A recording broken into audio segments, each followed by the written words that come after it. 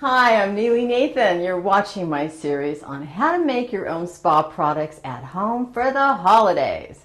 Okay, dudes, don't click that mouse, all right? Because this is not just a chick video. You're going to get a lot of kudos from that special lady in your life when you present her with a beautiful bath salt or bath oil that you made all by yourself.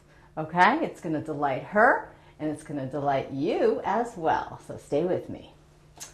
All right, the first thing you're going to need to get started here are your jars. Now, I went to an arts and crafts store and I bought some of these beautiful little jars right here.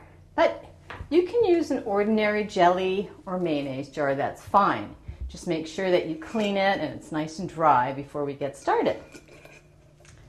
Oh, let me show you this. This one's really cool too. This is really for spices, but I like putting bath salts in here because it has this device. You can pour it, and the ladies love that. It's very handy. You can just pour it in there, or you can shake it if you don't want to use too much. And you just tie a simple golden ribbon around it, all right? Now, even if you have two left hands in the kitchen, I promise you guys, when you're done, you will learn and you will know how to make this. Okay, so next we'll have to pick our salt. There's a few different types of salts you can pick. You'll probably find this right in your kitchen cupboard. Kosher salt, which is nice. It has a thicker coarseness and which adds texture.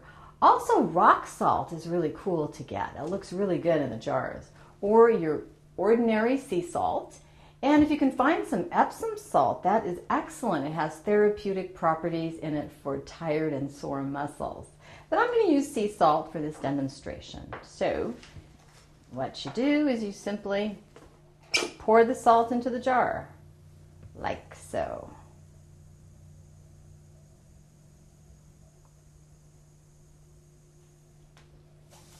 You can actually mix it up if you want to. You can add some rock salts in there, some kosher salts, give it a nice textured look.